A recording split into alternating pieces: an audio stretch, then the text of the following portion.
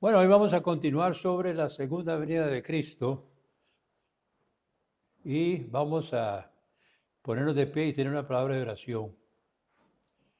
Gracias, Señor, por la oportunidad que nos das esta tarde de reunirnos en tu nombre. Pedimos, Señor, que tu Santo Espíritu tenga libertad para trabajar en nuestro medio, que tú recibas toda la honra y toda la gloria. Lo pedimos en el nombre precioso de Jesús. Amén. Pueden tomar asiento. Bueno, vamos a Mateo capítulo 25. Mateo capítulo 25.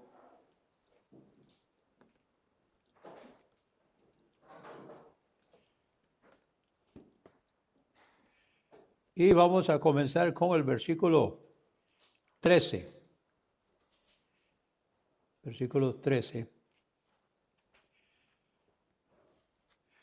Jesucristo aquí está hablando acerca de la segunda venida y vamos a darle vuelta. Vamos a comenzar con la segunda parte del capítulo y luego vamos a regresar. Aquí estamos con el talento, la parábola de los talentos, comenzando en Mateo capítulo 25 y el versículo 13. Velad pues, porque no sabéis el día ni la hora en que el Hijo del Hombre ha de venir.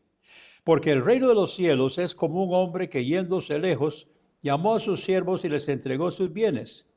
A uno dio 5 talentos y a otro 2 y a otro 1, a cada uno conforme a su capacidad. Y luego se fue lejos.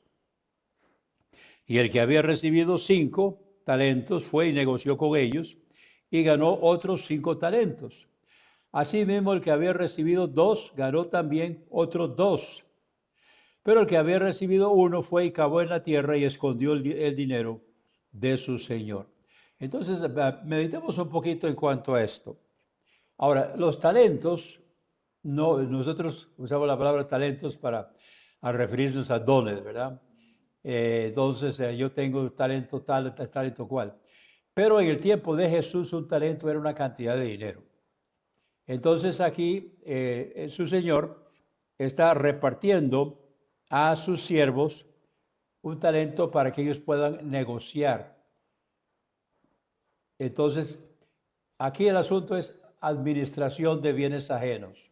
Le llamamos también a eso mayordomía. Mayordomía o administración de bienes ajenos. Y el Señor entonces le está entregando a uno 5, a otro 2 y a otro 1. Esto lo que representa es lo que el Señor ha puesto en nuestras manos para que nosotros usemos para su gloria. Ahora, tomemos nota de que dice el que había recibido, versículo 16, el que había recibido 5 talentos fue y negoció con ellos y ganó otros 5 talentos. Aquí esto se llama poner el dinero a trabajar. Ahora, poner el dinero a trabajar es que el dinero trabaja por nosotros. Hay básicamente 2 maneras de ganar dinero. Uno es vendiendo nuestro tiempo y otra es poniendo el dinero a trabajar por nosotros. Ahora, cuando los ricos lo que hacen es que ponen el dinero a trabajar por ellos. Los demás de nosotros lo que hacemos es vender nuestro tiempo. El problema con vender nuestro tiempo es que hay un límite. O sea, solo hay 24 horas al día y tampoco podemos trabajar las 24 horas. Entonces yo voy, bueno, me pagan tanto por hora. O sea, usted está vendiendo su tiempo, está vendiendo sus talentos, está vendiendo sus dones, está vendiendo lo que usted sabe hacer a cambio del dinero. Pero hay un límite y no podemos pasar ese límite. ¿Cuál es el límite? El tiempo. No podemos trabajar 24 horas. En cambio, cuando ponemos el dinero a trabajar, que es dinero que nosotros hemos ahorrado, o a veces recibimos en una herencia o lo que sea. A veces, por ejemplo, cuando nos despiden de un trabajo, entonces nos dan una regalía o nos dan los beneficios que eso trae. Entonces, cogemos eso y lo invertimos. Ahora, ¿dónde lo invertimos? Depende de cuánto vamos a ganar. Hay dinero que es bien invertido, hay dinero que no. También hay que tener cuidado dónde lo invertimos, porque más de una vez se ha invertido dinero y lo perdieron, ¿verdad? Porque lo invirtieron con sinvergüenzas. Aquí se da mucho, por ejemplo, en cuanto a bienes raíces. Vienen y le venden a uno una propiedad que resulta que no es de ellos. Entonces le están dando títulos y todo eso, pero no es de ellos, es fraudulento. Entonces usted está comprando una propiedad que realmente no la está comprando. Usted pagó, pero usted no la está comprando porque la persona que lo está vendiendo no es el dueño o la dueña. Ahora, en este caso, entonces tenemos aquí donde están poniendo su dinero a trabajar. Ahora, aquí lo están haciendo bien. O sea, cada uno de ellos, ¿cuánto está ganando de rédito? Lo que está ganando es un 100% de rédito, que es muy bueno, ¿verdad?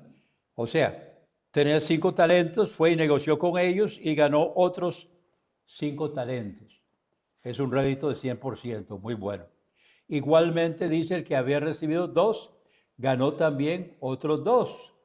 O sea, también es un rédito del 100%, muy bueno, una muy buena inversión.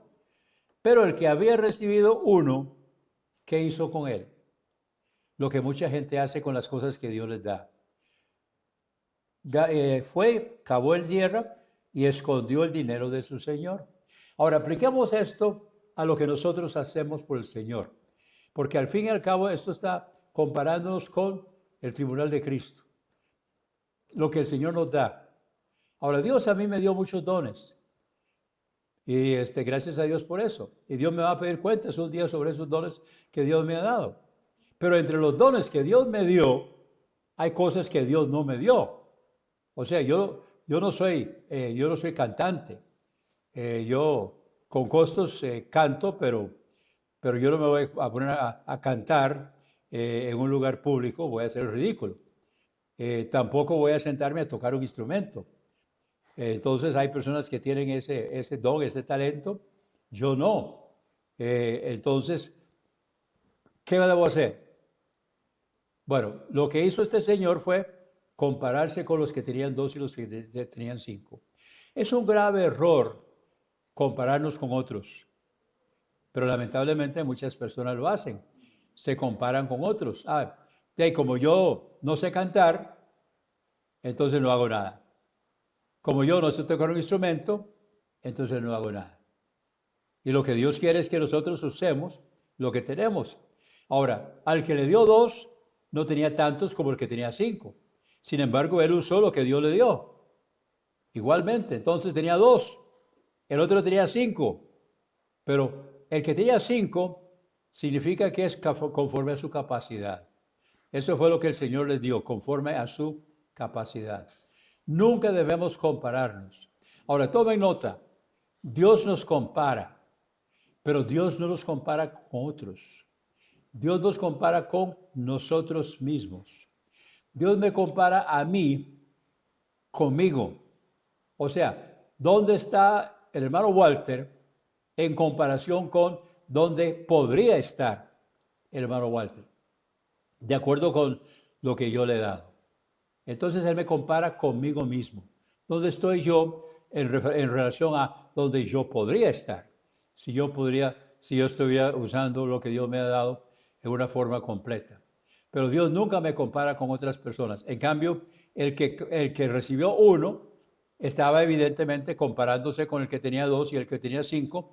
Y como le dieron solo 1, entonces dice la Biblia que lo que hizo fue cavó en tierra y escondió el dinero de su Señor.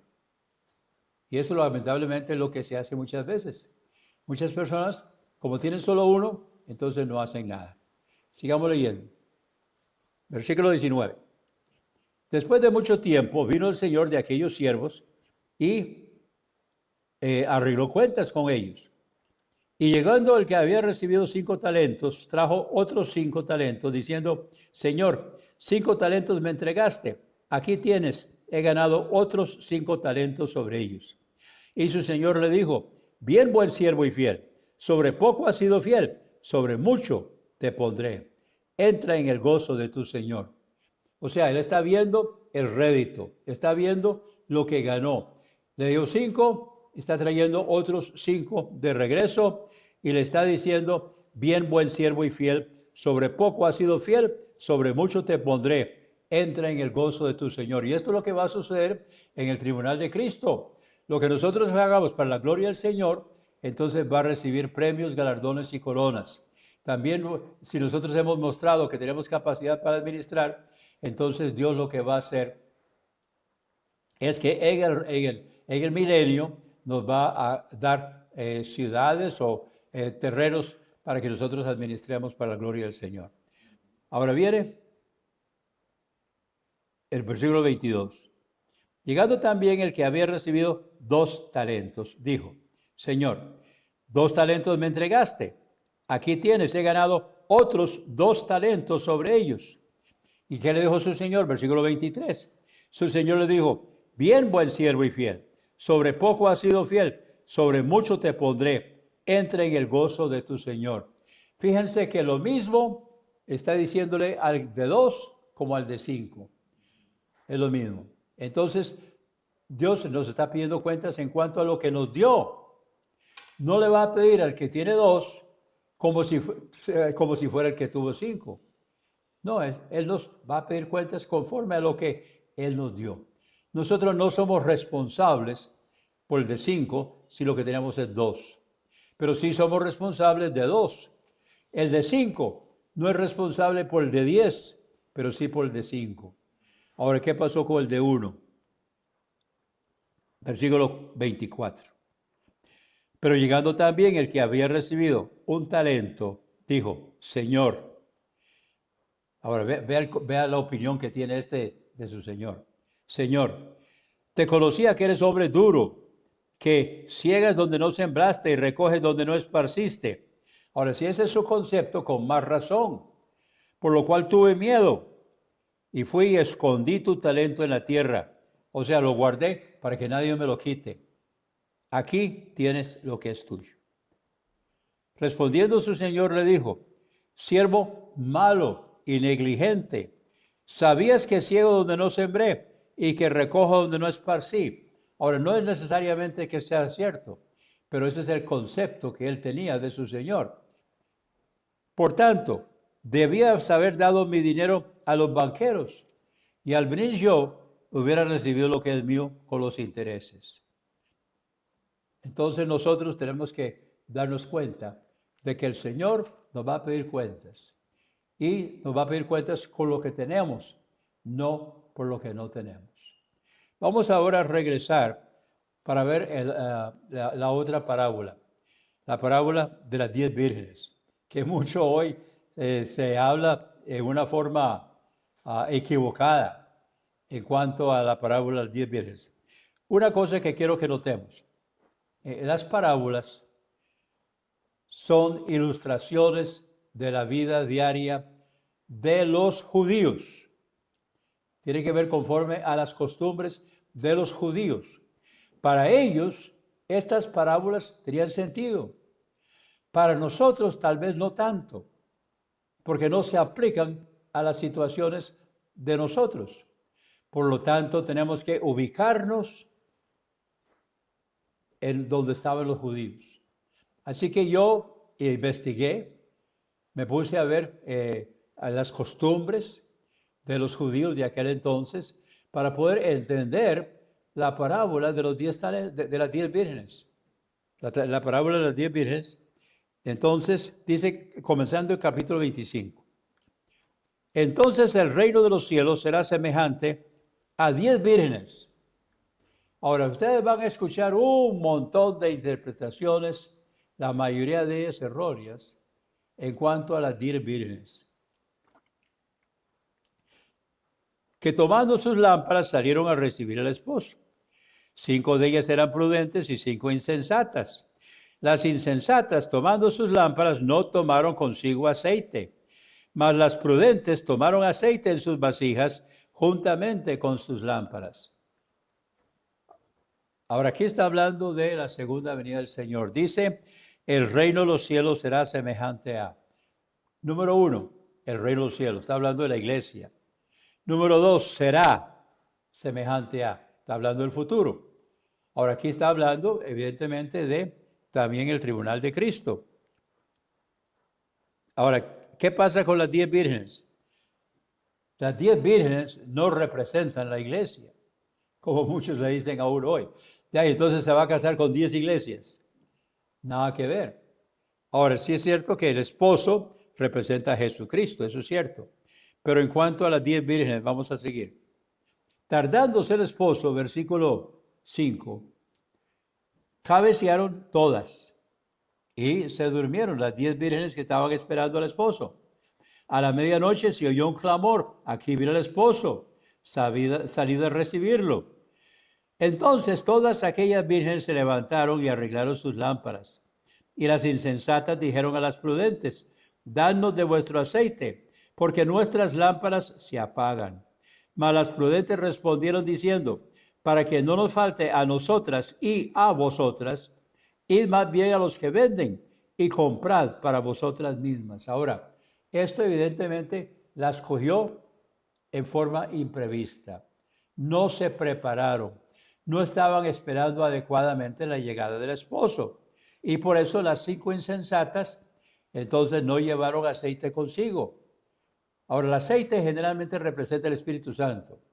Entonces aquí está hablando evidentemente de algo que tiene que ver con la espera del esposo. Pero mientras ellas iban a comprar, vino el esposo, o sea, le escogió tarde. Y no estaban esperando realmente al esposo adecuadamente. Y las que estaban preparadas entraron con él a las bodas y se cerró la puerta. Ok, detengámonos aquí un momentito. La boda no es con las 10 vírgenes. Aquí no se menciona la esposa. Aquí está hablando de las 10 vírgenes. ¿Quiénes son las 10 vírgenes? Según la costumbre de los judíos en aquel entonces, las 10 vírgenes eran las damas de compañía del esposo y estaban esperando al esposo para entrar a las bodas, acompañándolo a él para las bodas. Eran acompañantes de él. Entonces, 10 y las lámparas, entonces leí donde dice que generalmente estas lámparas de aceite las colgaban de un palo y las traían entonces en la procesión delante del esposo para entrar a las bodas. Y ellas entonces, 5 estaban listas y 5 no estaban listas. Así que cuando llegó el esposo y estaba listo ya para entrar a la boda, habían 10 que estaban esperando, pero 5 no estaban listas. Y como no estaban listas, habían ido a comprar. Llegó el esposo y ¿a cuántas se encontró? A 5. Las otras andaban comprando, no estaban listas, no estaban apercibidas, no estaban preparadas. Entonces dice, versículo 11, después vinieron también las otras vírgenes diciendo, Señor, ábrenos. O sea, permítenos entrar también a las bodas. Mas él respondiendo dijo, de cierto digo que no os conozco. O sea, las dejó fuera. Entonces, aquí, ¿de qué está hablando? Puede que esté hablando de las bodas del Cordero, pero las 10 vírgenes no es la iglesia, sino que son las acompañantes. Y el esposo sí. ¿Cuál es el secreto aquí? ¿Cuál es la lección? Recordemos que una parábola es una verdad del tiempo de aquel entonces, que la gente entiende para ilustrar una enseñanza. Una cosa que tenemos que tener en cuenta, y esto yo lo aprendí en el seminario, no tratemos de buscarle 5 patas al gato. No tratemos de aplicarle verdades doctrinales a las parábolas. Las parábolas tienen que ver con cierta enseñanza, pero generalmente una, no un montón. Porque la gente hoy, por ejemplo, se pone a coger las parábolas. Bueno, el esposo presenta esto. Las vírgenes representan aquello. Las bodas representan lo otro. Entonces están cogiendo y están aplicando a diferentes cosas. No, aquí está hablando evidentemente cuando viene el esposo a las bodas, a quienes se encontró esperando. Esa es la verdad que está exponiendo. Vean lo que dice aquí el versículo 13. Velad pues significa en vista de. Velad pues, porque no sabéis el día ni la hora en que el Hijo del Hombre ha de venir. Esa es la enseñanza de las dos parábolas. Velad pues, porque no sabéis el día ni la hora en que el Hijo del Hombre ha de venir. ¿Cuál es entonces la aplicación? La aplicación, hermanos, es velad y orad. Estemos listos. Si no estamos velando y orando, el Señor nos va a coger que no estamos esperando. Y por lo tanto, no vamos a estar listos para recibir todo lo que Él tiene para nosotros. Ahora, ¿qué significa eso? Vamos a distinguir la verdad de la aplicación. Por ejemplo, apliquémoslo un momentito a la ciencia, ya casi voy terminando. La ciencia. El sol sale todas las mañanas. Eso es ciencia. En la noche, el sol se pone y sale la luna. Algunas noches, no todas. Entonces, bueno, siempre sale, pero no siempre se ve. Ok, estas son verdades. ¿Qué significa eso? Depende de quién le pregunte lo que significa eso. Para un creacionista, eso significa que Dios lo hizo. Para un evolucionista, significa otra cosa. Igualmente, por ejemplo, cogemos un animal. Vemos un animal. Una vaca. Una vaca pare un ternero. Ok. Eso es una verdad. La vaca da a parir un ternero. ¿Qué significa eso? Depende a un creacionista o un evolucionista. ¿Qué significa? Esa es la aplicación. Igualmente con las parábolas. Esta es la parábola. ¿Cómo se aplica? Aquí, hermanos, hay una sola aplicación. Versículo 13. Velad, pues, porque no sabéis el día ni la hora en que el Hijo del Hombre ha de venir. Debemos estar preparados. Ahora, ¿qué pasa si no estamos preparados?